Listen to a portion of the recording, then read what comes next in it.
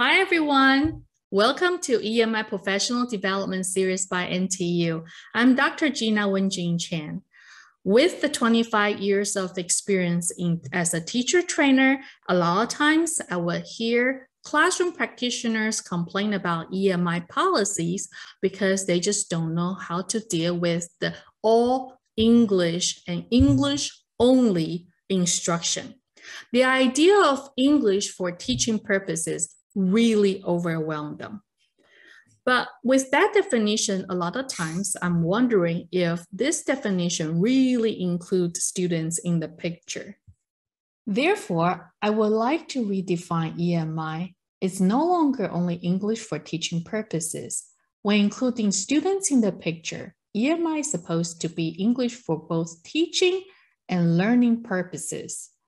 We as instructors, we have to be trained, while students would have to practice explicitly as well.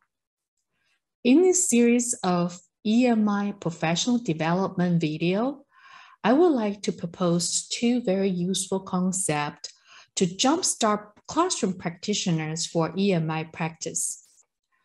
First will be formulaic language, the functionality, the category-wise.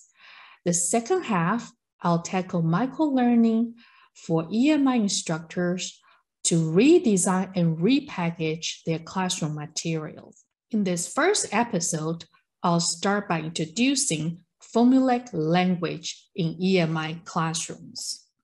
When we recall our schooling experience, it would be very rare that someone told us explicitly how to engage in CMI or first language environment in the classroom. In other words, nobody told us how to engage in classroom discussions, how to raise our hands and ask questions, how do we address issues or engage in kind of responses among peer discussions. So how do we expect students to be able to engage this kind of practices in an English or EMI environments?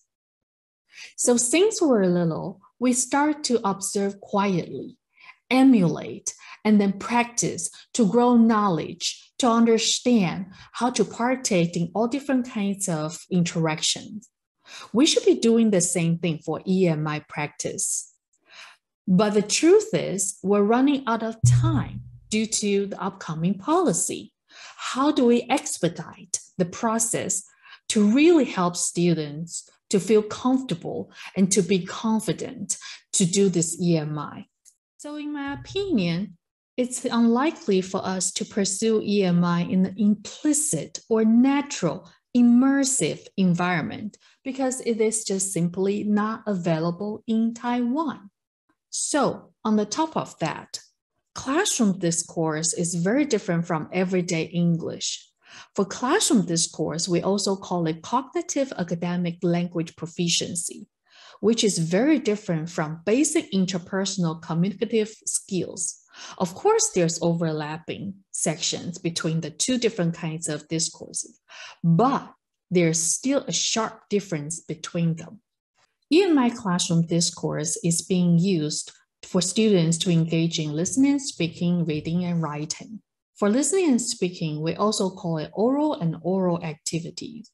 Students will have to follow lectures in English, ask their questions, or answer teachers' questions by raising their hands, and also have group discussions or even do classroom presentations. For reading and writing, students, of course, we have to process the classroom materials, either books or handouts. They will also have to answer questions on the test papers and also decipher the materials presented with handwriting on the whiteboard or blackboard. For graduate students, they will have to finish their thesis or dissertation, and then also will have to read a lot of the English written materials on electronic databases. To help teachers and students with accuracy, fluency, shortened thinking time, and have easier time in EMI classrooms, formulaic expressions and formulaic language come into place.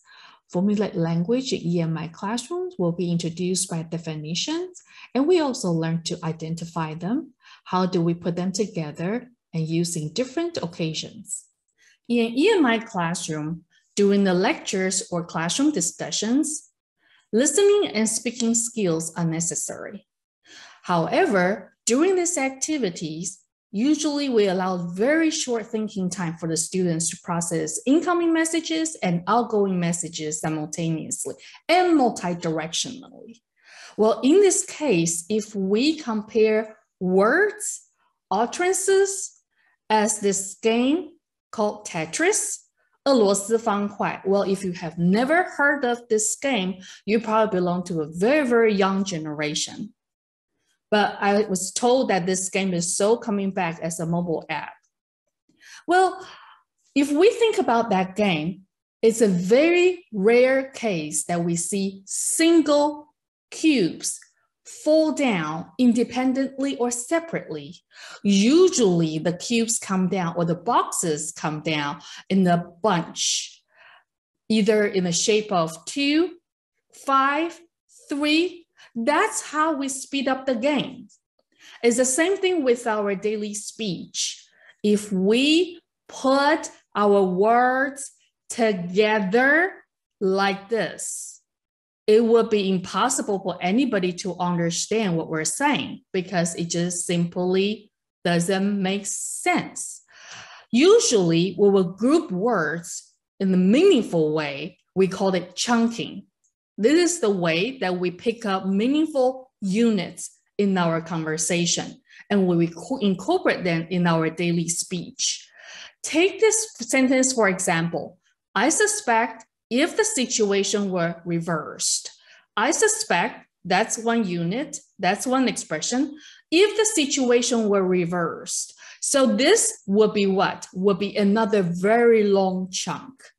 When we put the sentence this way, I suspect if the situation were reversed, it makes perfect sense. And it also makes our thinking time shorter and also sounds smoother. And then also it sounds very, very nice. Now we have some ideas regarding how formulaic expressions are used and how functional they are. We can take a close look at how important they are. Formulaic expressions under the idea of formulaic language, Ray and Perkins actually provide alternative names based on different formations of formulaic language. But empirical studies show that native English speakers and their daily conversation corpus, formulaic expressions or related chunks actually take up over 50% of the entire corpus. What does that mean? Over 50% of their daily conversations were put together with the help of formulaic expressions.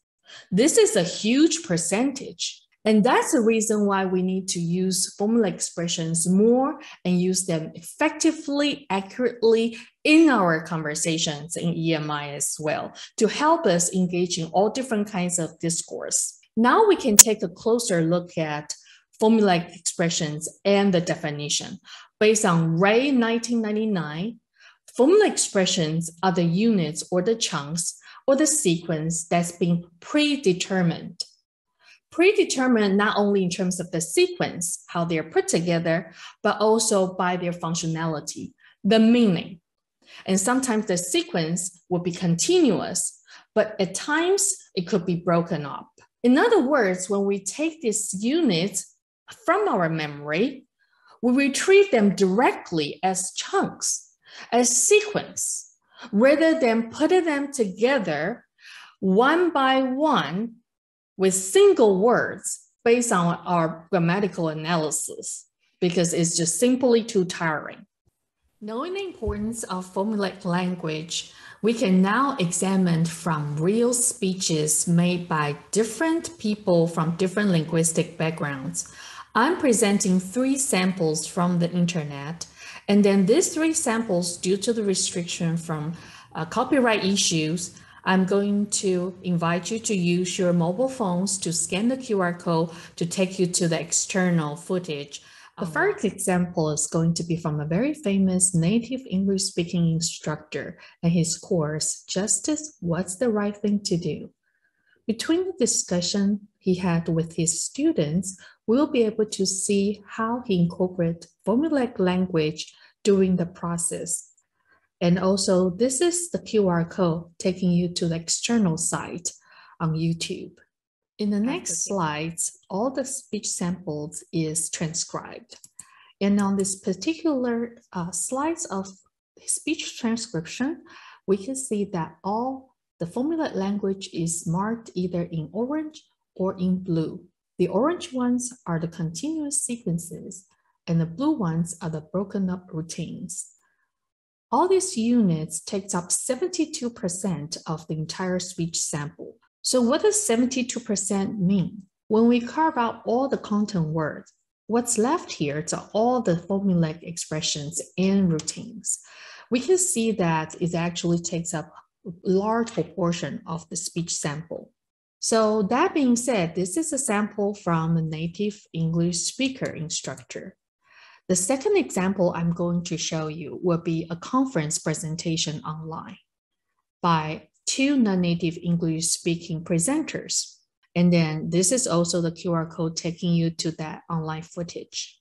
While watching the footage, you start to feel the anxiety, the longer thinking time, and also as probably you see the wheel is turning in their head when they are speaking English.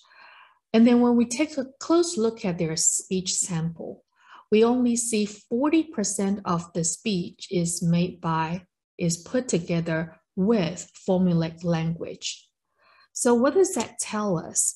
It tells us that once the formulaic language is dropped below a certain threshold, we start to feel the non-nativeness. Well, here's the thing. Non-nativeness is not the problem, but it's the fluency, is the accuracy, and also the tension in the speech begin to bother us. So we understand what is the difference between the effective and ineffective use of formulaic language in our EMI context. The third example is from a non-native English-speaking instructor and his course, Topics in Mathematics with Application in Finance. This is a large class lecture. With the monologue from this particular speaker, we will be able to see the difference between him and the previous two samples. Once again, this is the QR code taking you to the external site. After listening to this minute or two speech samples from this non-native English speaking instructor, we felt that he actually had good confidence when delivering his speech to the large class. Not only that we didn't detect any anxiety or nervousness during his talk, nor did we see that he required lots of thinking time or any kind of difficulties when delivering his speech. Most importantly, when we look closely into his speech analysis, we can see that the formula language actually takes up 68% of the entire corpus in his utterances. This is a very high percentage. Well, in comparison to this one and the first example that we saw from a native English speaker, the percentage is very close. This explains why there is a really good amount of fluency and accuracy when we're listening to him expressing or making his scientific argument. Another very interesting thing that we can see from his speech is the minor grammatical errors I marked here. Well, we can see that most of these minor grammatical errors, they come from the influence of the first language. Be as it may, all these minor grammatical errors didn't really stop us or prevent us from understanding him.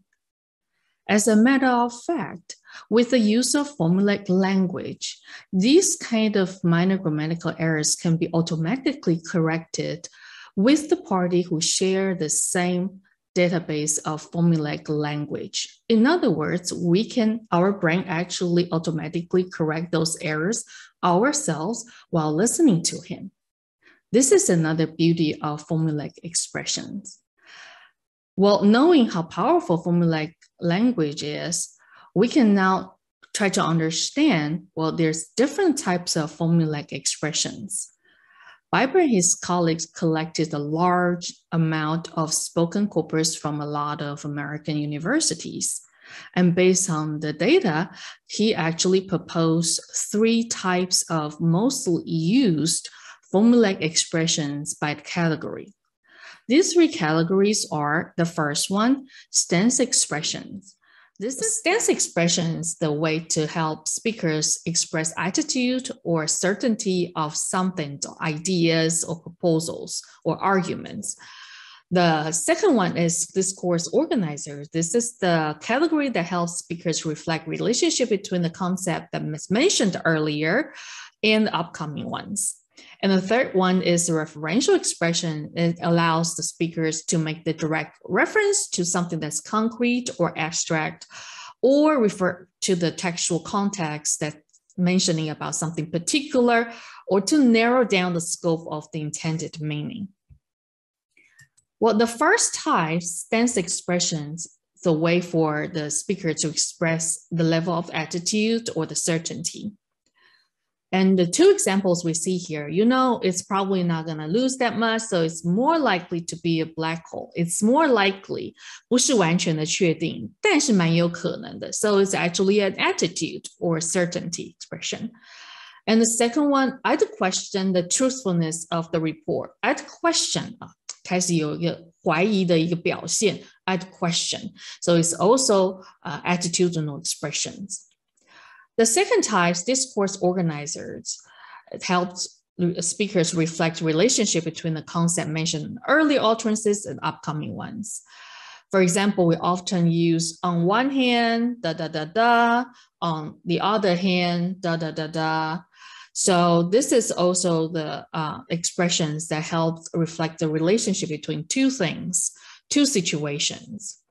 The second example here, I need to know what you mean by products of consciousness in relation to our rights to reject, in relation to, once again, reflecting the relationship between 2 arguments or 2 points. And the third one is referential expressions. It's like making a direct reference to something. So we can see the first examples here on the basis of the beliefs in the survey. So it's a reference to a certain situation, certain database, or certain phenomena shown in the survey. The article this week revealed the fact that that's something that's like a particular point, right? The fact that.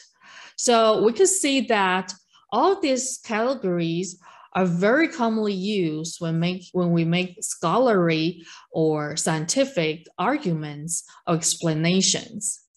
But when we are in the EMI classroom, it actually takes more than 3 categories that we just introduced. Based on my observations and based on a lot of experiences, there will be the 4th category required in order to facilitate our classroom activities. So this kind of expressions, I categorize it as mediating or facilitative phrases. It's a way for us to coordinate class members, facilitate their task, or build interpersonal rapport with the students. In the earlier examples that we heard from the native English speakers instructor, he used a lot of it. He said, well, let's hear first, right? This is the way that we facilitate the task. Or keep your hands up, right? It's also a very specific instruction for us to coordinate a class task. And under this particular category, a lot of times we'll try to elicit information or responses from the students, right? For example, we heard that some speakers use who would do this and who wouldn't. It's a way for us to inquire or elicit students' opinion. Who's willing to volunteer a reason? It's very similar. So this kind of classroom language is often used in EMI classroom, in addition to the 3 previous scholarly arguments, expressions that we often hear. All right, let's recap. In these episodes, we have really learned the usefulness of formulaic language, how powerful it is if we can incorporate more of those in our classroom discourse. Well, it will help us with the fluency, accuracy, shorten our thinking time, and also give us confidence. And here are the useful references for your further study if you're interested. In next episodes, we'll tackle formulaic language for listening and speaking classroom activities. Thanks for watching.